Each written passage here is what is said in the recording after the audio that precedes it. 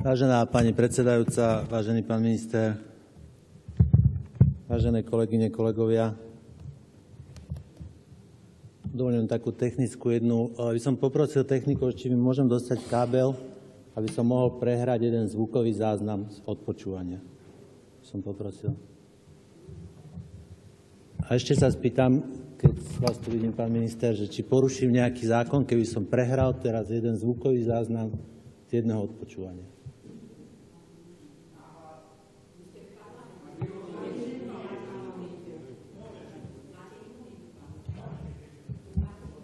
Pán minister povedal, že hej, že asi hej. Ja sa chcem spýtať, lebo viete, ja som 18 rokov podnikal, nemal som s nikým žiaden problém. Som 2 roky v politike, mám 2 trestné oznámenie a 1 oznámenie za náhradu o škodu. Že nevylučujem, že sa to na mňa zvalí tak, že nebudem vláda to na chrbte držať, preto sa pýtam. Zvukový záznam z odpočúvania, vyhotovený Slovenskou informačnou službou.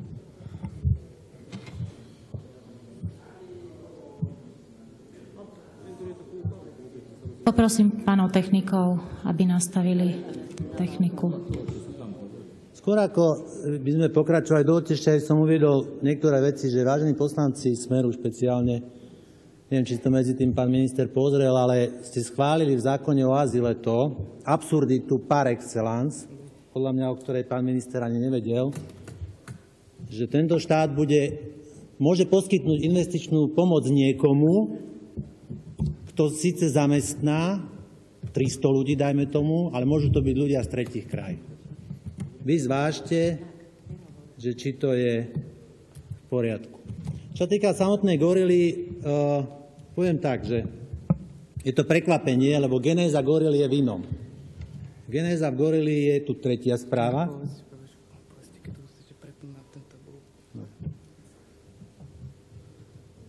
Tretia správa, a ja si pamätám veľmi dobre, že som bol teda ten, kto navrhoval, a som bol aj prekvapený v tej eufórii, že prešla. Že prešiel ten návrh, prešiel prvý návrh, prešiel druhý návrh, teraz máme tretí návrh. A výnimočne sa musím čiastočne stotožniť s niekým, kto tu predo mnou rozprával, že tá nálada je mimoriadne ponurá a to očakávanie, alebo tá, aj možno nie, že eufória, ale také to očakávanie je už ďaleko tam.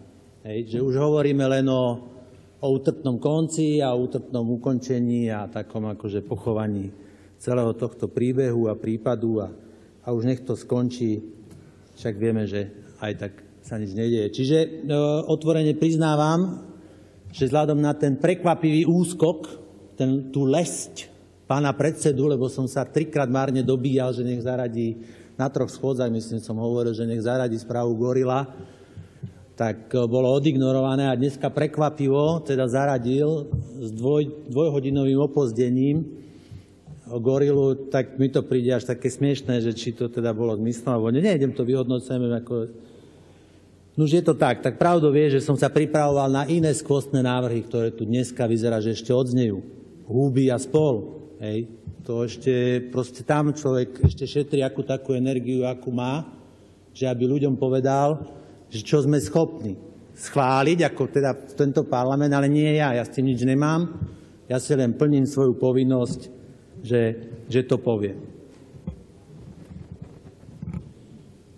Je aj to takým veľkým paradoxom, že bez hanby, bez teda pomaly akejkoľvek hanby, je táto správa predložená neviem, či s 3- či 4-mesačným opozdením od výboru. Vždycky to bolo tak, že bola správa vo výbore, potom išla do pléna. Tretia správa bola vo výbore, prekvapivo neprešiel môj návrh, aby bola vypracovaná 4. správa. Pán minister povedal stop, že už to niekoho nebaví.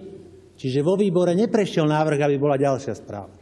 Čo pán predseda vyhodnotil tak, že už ani v pléne nemusí byť. Som rád, že to pochopil nakoniec, že je v pléne, lebo tá tretia správa, aby sme nestratili niť, tá tretia správa dnes odznela, ale má, neviem, či 3- či 4-mesačné opozdenie.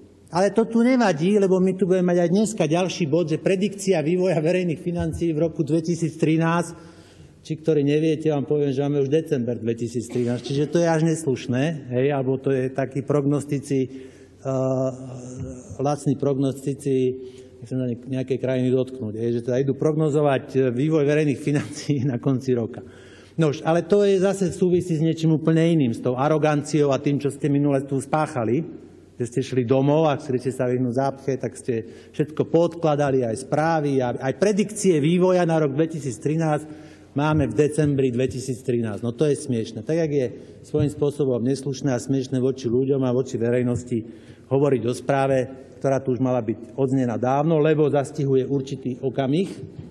A treba veľmi, to teda budem korektný, oceniť teda ten update, ktorý tu pán minister po prednesení správy doplnil. Ale ten rozsah si ani zďaleka nemyslím, že je postačujúci, ale zdá sa, že je vymalované. Je vymalované a hotovo a tu už nikoho viacej nič trápiť nebude. Vážení občania, dovoľte, aby som vám zagratuloval, lebo vy ani neviete, akú máte tu česť. Vy ani neviete, kde žijete. Máte obrovskú česť žiť v krajine, kde sa nič nedieje, kde je všetko, jak má byť. Kde vám prezident povie, že za 20 rokov sa s korupciou nestretol. Je to naozaj krajina zasnúbená. Je to, ak v Biblii sa píše, krajina mlieka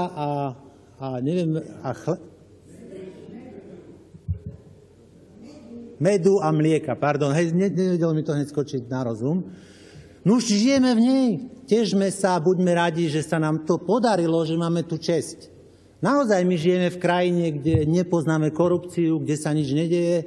Tu len jeden nejaký výtržník miesto kompótov si začal pýtať peniaze za to, aby deti nehrali futbal tak, ako majú, alebo či už dospeli, a za to sme ho exemplárne potrestali. To je cťou žiť v takej krajine a naozaj, ľudia, by som vám teda aj odporúčal aj do budúcna, držte chrbát stále smelo a prehnutý v tom hlbokom predklone, ako ho máte doteraz, a nech vám na ňom orajú, lebo naozaj máte tu česť, čo sa iným nedožičí a nedopraje, žiť v takej krajine. Všade navôkol sú všelijakí pangharti, darebáci, zbojníci, všade navôkol sa niečo deje, niekoho chytia, len my sme tá krajina, ktorú, ako sa hovorilo, že nám nadelili najviac. Je mi cťou žiť v takej krajine a som rád a sa teším. A už teraz tento príbeh útrpný končí. Vážený, je naozaj smutnou pravdou, že v takejto krajine vôbec nežijeme. A vyzerá, že ani nie je záujem, aby sme v takej krajine žili. Nie je záujem o to, aby sme urobili nejaký katarzný krok. Viete prečo? Lebo by sa to celé zrútilo. Oni nemôžu z toho systému jedného vybrať. Nemôžu vybrať Malchárka, Bubínkov, neviem, to je úplne jedno, nemôžu. Bo celý ten systém sa zrúti. My nemôžeme mať Alexandrovský úzol, že začneme, nemôžeme, lebo sa to celé zrúti. Čiže v tom zahnívaní a v tom marasmení a v tom ja na teba, ty na mňa, a iba trošku štekaj, a iba trošku hryzni, nech to nebolí, ideme pokračovať bez štipky hanby ďalej. Táto epizóda s nejakou gorilou na chvíľku vyrušila, ale v zásade sa nič nedeje. Otázka stojí, že či sú ľudia s týmto uzrozumení, či toto si myslia, že je správne. A nebudem pateticky tu s nejakými rečami, na čo. Prosím vás, ak je to teda tak, že už štvrtá správa nebude, ináč nezaznel dôvod, prečo. Lebo keď boli 3, nechápem, prečo by nemohla byť štvrtá. Na výbore nezaznel dôvod, že prečo. Na výbore len môj návrh neprešiel. To je celé. Dôvod neexistuje. Kto chce, nech si ho doplní, aký chce, je to úplne jedno. Takže keď už štvrtá nebude, bolo by dobre to skončiť naozaj s takou výpravnosťou, aby sme si to zapamätali. Veľmi rád by som to pre vás urobil.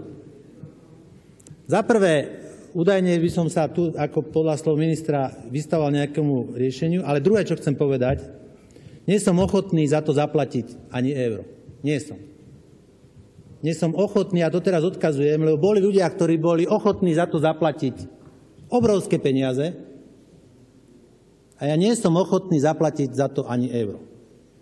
Ale čestne prehlasujem, že aj keď už nebude štvrtá správa gorily, nejaký čas, nejaký priestor si nájdem.